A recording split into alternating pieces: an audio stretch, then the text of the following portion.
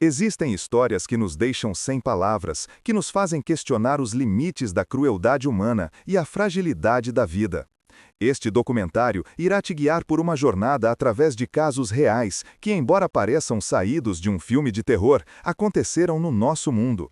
São relatos sobre escolhas fatais, tecnologias que falharam, maldade extrema e acidentes que mudaram vidas para sempre. Prepare-se para conhecer detalhes arrepiantes sobre casos que chocaram o mundo, desde a tragédia envolvendo o primeiro carro autônomo a matar um pedestre, até a terrível história de Junko Furuta, uma estudante japonesa que enfrentou 40 dias de tortura. Estas não são histórias para os fracos de coração, mas carregam lições importantes sobre a natureza humana, as consequências de nossas escolhas e como um único momento pode mudar tudo. Era uma noite tranquila em Tempe, Arizona, em 18 de março de 2018. As ruas estavam calmas quando Elaine Hertzburg, uma mulher de 49 anos, atravessava a rua empurrando sua bicicleta. O que parecia ser um momento comum rapidamente se transformou em uma tragédia histórica. Um SUV Volvo, equipado com um sistema de direção autônoma da Uber, se aproximava a 65 km por hora. Dentro dele, Rafaela Vasquez, uma motorista de segurança, tinha a função de monitorar o veículo e intervir caso algo desse errado. Porém, naquele momento crucial, ela estava distraída, assistindo a um episódio do programa The Voice em seu celular. O sistema autônomo estava tendo o que poderíamos chamar de uma crise existencial. Ele não conseguia determinar se o que via era uma faixa, um veículo, uma bicicleta ou apenas um objeto qualquer. Como Elaine não estava em uma faixa de pedestres, o sistema não conseguiu prever seu trajeto. Quando finalmente decidiu acionar os freios, faltavam apenas 1,3 segundos para o impacto, tarde demais para evitar a colisão. Para piorar a situação, a Uber havia desativado o sistema de frenagem de emergência do veículo, transferindo toda a responsabilidade para a motorista de segurança que, como já sabemos, estava ocupada assistindo TV. O impacto foi inevitável e fatal. As consequências foram imediatas e graves. Este foi o primeiro acidente fatal envolvendo um pedestre e um carro autônomo, e a investigação do Conselho Nacional de Segurança nos Transportes expôs falhas alarmantes. O sistema da Uber não era capaz de reconhecer pessoas atravessando fora das faixas de pedestres, uma enorme falha, considerando o comportamento humano comum. O treinamento e a supervisão dos motoristas de segurança eram insuficientes. Rafaela trabalhava sozinha e ficou distraída durante grande parte de seu turno, uma receita para o desastre. O sistema também não alertava os motoristas de segurança em casos de emergência, o que significa que não houve nenhum aviso quando as coisas começaram a dar errado. E talvez o mais chocante, o grupo de tecnologias avançadas da Uber não tinha um plano formal de segurança. Procedimentos padronizados ou um gerente de segurança dedicado. Basicamente, estavam improvisando com carros autônomos nas ruas. A repercussão foi intensa. O programa de carros autônomos da Uber no Arizona foi suspenso e Rafaela enfrentou as consequências legais. Ela foi condenada a 3 anos de liberdade condicionada supervisionada, com a acusação reduzida a uma contravenção caso cumprisse sua sentença com sucesso. Embora ela tenha assumido parte da responsabilidade, o tribunal também apontou a chocante falta de medidas de segurança da Uber como um fator importante para o acidente. Depois da tragédia, a Uber atualizou seu software para finalmente reconhecer pedestres fora das faixas, algo que parece básico para qualquer sistema de direção autônoma desde o início. Então, na próxima vez que alguém disser que carros autônomos são o futuro, talvez seja o momento de se perguntar: estamos realmente preparados? Era uma fria noite de novembro de 1988. O tipo de noite que faz você querer correr para casa e esquecer o mundo lá fora. Para Junko Furuta, uma estudante de 17 anos de Saitama, Japão, era apenas mais um dia comum. Ela pedalava de volta para casa depois da escola, provavelmente pensando em seus sonhos para o futuro. Junko economizava para uma viagem de formatura e estudava arduamente para seus exames. Conhecida por seu sorriso radiante e espírito ambicioso, ela não imaginava que sua rotineira volta para casa se transformaria em um pesadelo que abalaria uma nação inteira. Por volta das 20h30, Junko foi abordada por 2 colegas de classe, Hiroshi Miyano e Shinji Minato. Miano não era apenas um adolescente problemático comum. Ele tinha uma reputação de violência e uma obsessão perigosa por Junko, depois que ela rejeitou seus avanços românticos. Minato, por outro lado, já estava envolvida em atividades criminosas e violência de gangue. Juntos, eles colocaram em ação um plano sinistro. Enquanto Junko pedalava por uma rua tranquila, Minato a derrubou da bicicleta e fugiu. Miano, fingindo ser um colega prestativo, ofereceu-se para acompanhá-la até em casa. Mas, em vez de levá-la para um lugar seguro, ele a conduziu até um galpão abandonado, onde a agrediu. O que começou como a obsessão de um homem por vingança, logo se transformou em algo muito mais horrível. Miano chamou outros 2 colegas, Jo Ogura e Yasushi Watanabe, para se gabar do que tinha feito. Estes não eram garotos comuns, eram membros de gangues com extenso histórico criminal. Juntos, o grupo decidiu manter Junko em cativeiro. A noite se transformou em uma provação de 40 dias, que entraria para a história como um dos crimes mais brutais do Japão. Por volta do dia 26 de novembro, Junko foi levada para a casa de Miano. Os rapazes a forçaram a ligar para seus pais, alegando que tinha fugido, mas estava segura. Miano a forçou a agir como sua namorada na frente de seus pais. Chocantemente, seus pais notaram o abuso, mas escolheram ficar em silêncio, temendo a fúria da gangue. O que se seguiu foi uma série de eventos inimagináveis. Durante 40 dias, Junko suportou um sofrimento indescritível. Ela foi espancada, agredida e torturada diariamente. Seus captores convidaram até mesmo outros para participar do abuso. Relatórios sugerem que quase 100 pessoas estiveram envolvidas. A crueldade não tinha limites.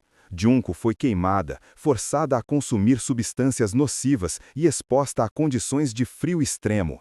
Seu corpo ficou irreconhecível. Ainda assim, seus apelos por misericórdia caíram em ouvidos surdos. Mesmo quando Junko conseguiu brevemente contatar a polícia, seus captores a pegaram e a puniram ainda mais severamente. Em janeiro de 1989, ela estava em estado crítico. Seus ferimentos eram tão horríveis que seu corpo começou a se decompor enquanto ela ainda estava viva. Eventualmente, seus captores se entediaram e, em um último ato arrepiante de violência, jogaram fluido de isqueiro nela e atearam fogo. Fraca demais para reagir, Junko sucumbiu aos ferimentos em 4 de janeiro. Os rapazes descartaram seu corpo em um tambor de 200 litros cheio de concreto, que abandonaram em Tóquio. Mas seu crime foi descoberto no final daquele mês, quando Miano e Ogura foram presos por outra ofensa. Durante o interrogatório, Miano confessou, levando a polícia aos restos mortais de Junko. O que se seguiu foi um resultado legal que provocou indignação. Por serem menores de idade, os perpetradores receberam sentenças surpreendentemente leves. A história de Junko não é apenas um relato de crueldade. É um duro lembrete de falhas sistêmicas e uma pergunta que continua assombrando. A justiça foi realmente feita? Algumas histórias são tão bizarras que parece difícil acreditar, e esta é definitivamente uma delas. Conheça Darren Hickey, um organizador de casamentos britânico de 51 anos, de Bolton, Lancashire. Conhecido por sua personalidade marcante e seu grande coração. Além de ser um profissional no planejamento de casamentos dos sonhos, ele também era profundamente dedicado à caridade. Mas Darren não se definia apenas pelo trabalho. Sua incrível resiliência o tornava uma inspiração. 7 anos antes, ele havia sobrevivido a um derrame massivo que o deixou com dificuldade para caminhar e falar, mas ele não deixou que isso o impedisse. Sua determinação lhe rendeu o prêmio de Pessoa Inspiradora de Coragem da Associação de Derrame. Você pensaria que, depois de superar tanto, Darren teria enfrentado quase qualquer coisa. Mas ninguém poderia ter previsto como um simples bolinho de peixe mudaria tudo. Tudo começou em 4 de abril de 2019, quando Darren visitou um local de casamento em Lancashire. Em algum momento, por volta do meio-dia, ele provou um pequeno bolinho de peixe. Totalmente normal, certo? Mas foi aí que as coisas tomaram um rumo inesperado. Aquela pequena mordida estava escaldante e queimou a parte de trás de sua garganta. Todos nós já queimamos nossas línguas com pizza ou sopa antes, sem grandes problemas. E Darren pensou o mesmo. Mas conforme o dia avançava, aquela queimadura aparentemente pequena começou a parecer menos inofensiva. A dor piorou, então Darren decidiu procurar atendimento. Ele foi até a unidade de atendimento urgente do Hospital Chorley, onde os médicos o avaliaram e o mandaram para casa com paracetamol e o conselho habitual de voltar se as coisas piorassem. Confiando nos médicos, Darren foi para casa descansar, assumindo que o pior já havia passado. Mas o pior estava apenas começando. Nas 12 horas seguintes, aquela queimadura se transformou em algo muito mais perigoso do que qualquer um poderia ter esperado. O inchaço na garganta de Darren aumentou rapidamente. E naquela noite, sua condição teve uma reviravolta assustadora. Seu companheiro, Neil Parkinson, ouviu sons angustiantes e correu para encontrar Darren de pé, sufocando e lutando por ar. Neil tentou desesperadamente ajudar e os paramédicos chegaram rapidamente, mas era tarde demais. Logo após a meia-noite, Darren foi declarado morto no Royal Bolton Hospital. Um homem que havia sobrevivido a um derrame e lutado para recuperar sua saúde foi derrubado por uma única mordida de um bolinho de peixe quente. Se isso não é assustador, eu não sei o que é. O inquérito no Tribunal do Legista de Bolton revelou a causa aterrorizante da morte de Darren: inchaço extensivo da garganta levando à sufocação. E não estamos falando de uma pequena irritação. A queimadura era tão severa que bloqueou suas vias aéreas, privando seu corpo de oxigênio. O patologista Dr. Patrick Wall explicou que o local da queimadura só era visível com equipamento especializado. Ele chegou a comparar o ferimento com queimaduras observadas em pessoas que inalam fumaça durante incêndios residenciais. E tudo começou com uma pequena mordida em um bolinho de peixe quente. Embora esses casos sejam incrivelmente raros, faz você pensar duas vezes sobre aquelas vezes em que queimou a língua em uma pizza quente. Porque às vezes, o que parece um simples erro pode se transformar em algo muito mais perigoso. Era uma tarde de primavera em 24 de março de 1944 em Alcoolo, Carolina do Sul. George Stinney Jr., um garoto afro-americano alegre de 14 anos, estava brincando com sua irmã mais nova, Amy. Os irmãos foram abordados por duas jovens meninas brancas, Betty June Binnicker, de 11 anos, e Mary Emma Thames, de 7 anos. As meninas estavam em uma missão simples, procurando flores silvestres, e perguntaram a George e Amy onde poderiam encontrá-las. Como os irmãos não sabiam onde encontrar as flores, as meninas seguiram seu caminho. Naquela noite, Betty e Mary nunca voltaram para casa, desencadeando uma busca frenética por toda a comunidade. Até mesmo George e sua família se juntaram às buscas. George mencionando casualmente que havia visto as meninas mais cedo naquele dia. Na manhã seguinte, a busca chegou a um fim horrível. Os corpos de Betty e Mary foram encontrados em uma vala, brutalmente espancados. Quase imediatamente, a suspeita recaiu sobre George. O xerife local afirmou que George havia confessado após horas de interrogatório. Supostamente, ele admitiu ter usado um objeto contundente e feito comentários inapropriados sobre uma das meninas. Mas aqui está o ponto crítico. Não havia confissão escrita ou gravada, nenhuma evidência física e nenhuma testemunha ligando George ao crime. Apesar disso, ele foi rapidamente preso e rotulado como o único suspeito. Com apenas 14 anos, George era um garoto pequeno para sua idade, com 1,55 de altura e pesando 43 quilos. No entanto, ele foi jogado em um sistema adulto que o destruiu completamente.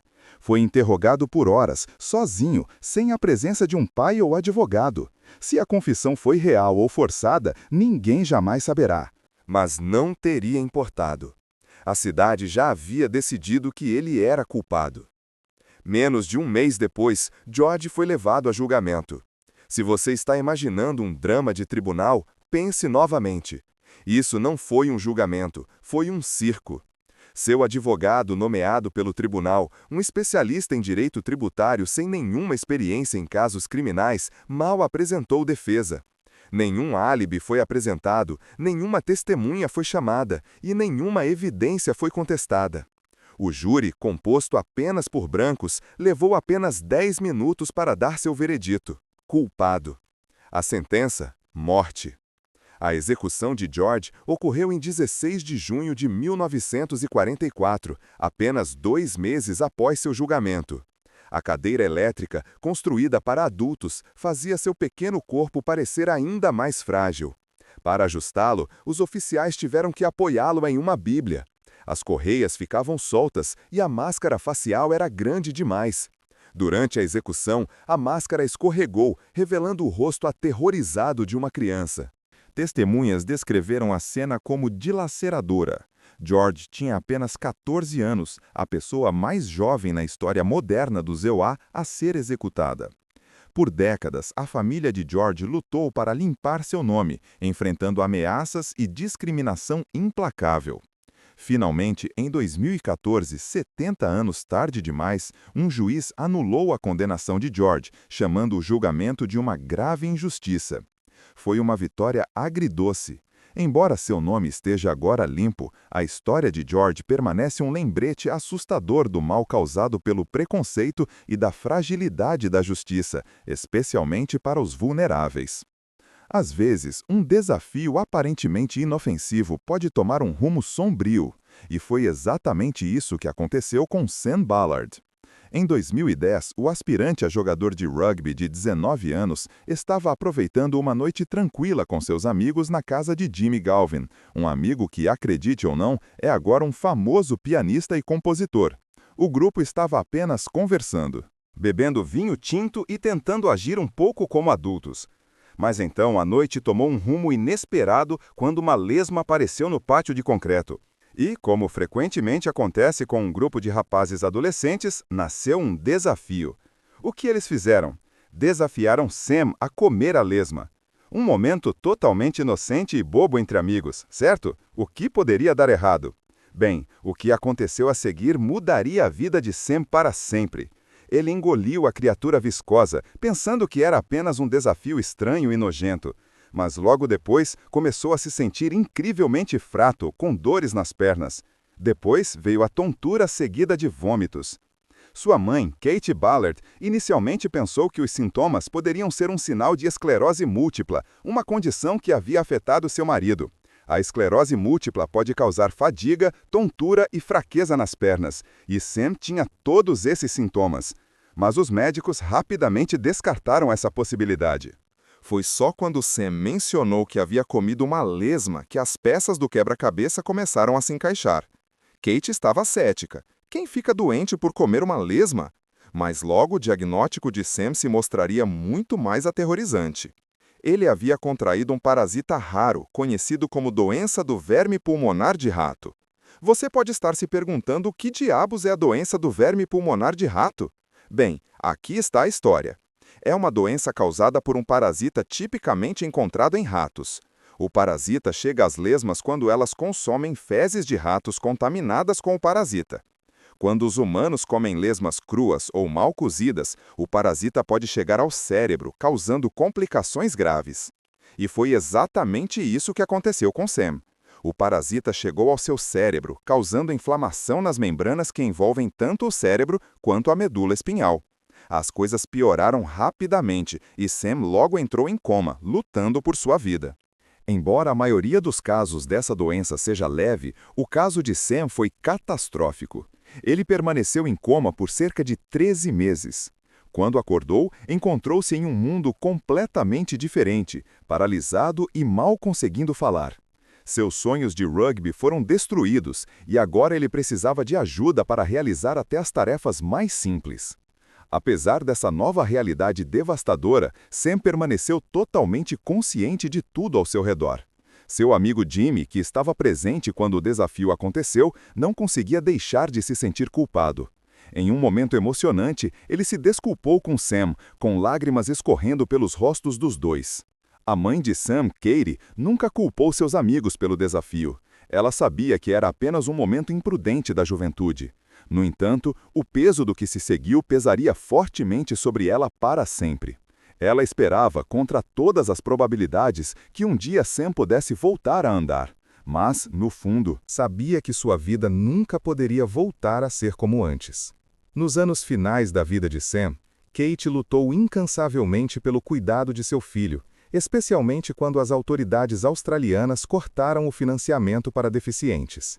Mas, apesar de seus esforços incansáveis, os anos de dificuldades a desgastaram.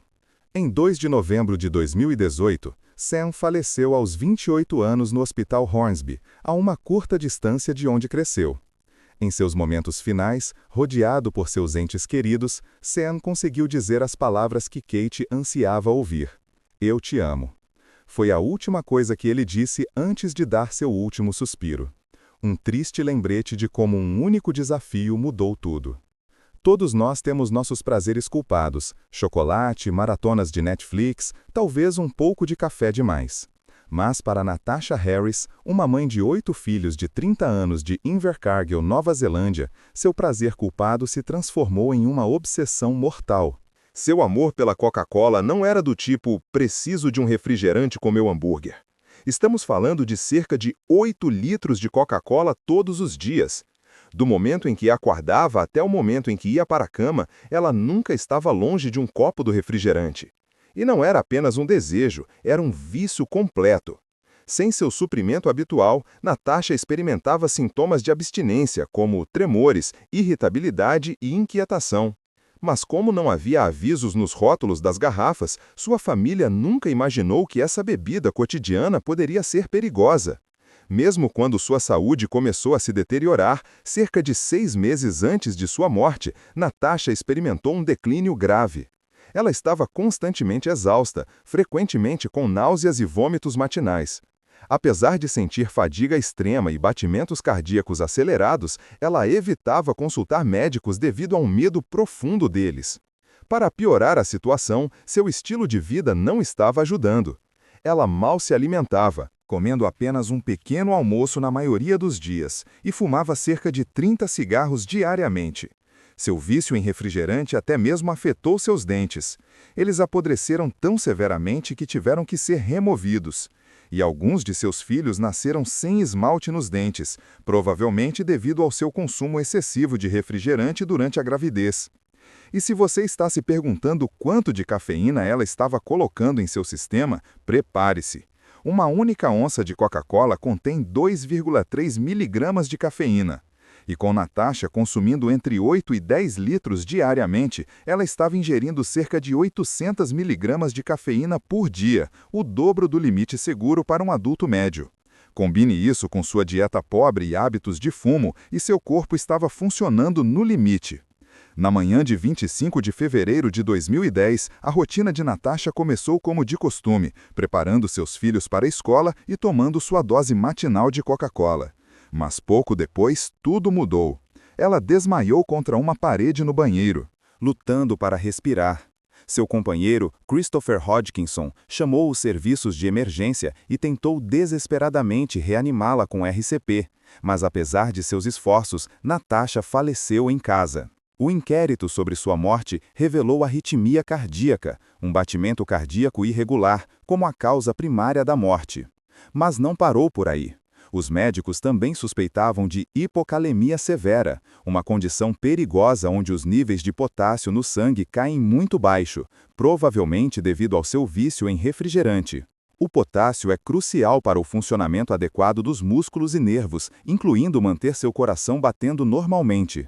Quando você se sobrecarrega com cafeína e açúcar, eles empurram o potássio para dentro de suas células e para fora da sua corrente sanguínea, deixando níveis perigosamente baixos onde mais importa. No rescaldo, Christopher culpou a Coca-Cola pela morte de Natasha, acreditando que a empresa deveria assumir a responsabilidade pelos riscos à saúde associados ao consumo excessivo de seu produto. Mas a Coca-Cola negou responsabilidade direta, argumentando que, embora a arritmia cardíaca fosse a causa oficial da morte, não havia prova definitiva de que a Coca-Cola sozinha fosse a culpada. Ainda assim, especialistas destacaram que o simples volume de líquido que Natasha consumia diariamente, mais de 8 litros por dia, sobrecarregaria o corpo de qualquer pessoa, independentemente da bebida. E não nos esqueçamos das 4.000 calorias que ela estava bebendo todos os dias apenas da Coca-Cola, quase o dobro da ingestão diária recomendada. Enquanto a maioria das pessoas que apreciam refrigerante com moderação não precisa se preocupar, a história de Natasha serve como um lembrete sóbrio de que mesmo algo tão comum quanto um refrigerante pode se tornar mortal quando levado ao extremo.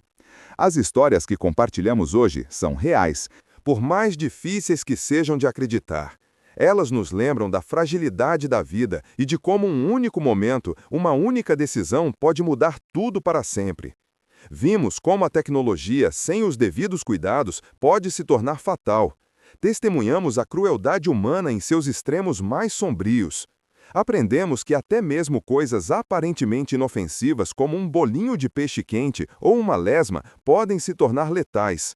Observamos como a justiça pode falhar com os mais vulneráveis e como hábitos cotidianos, quando levados ao extremo, podem destruir vidas.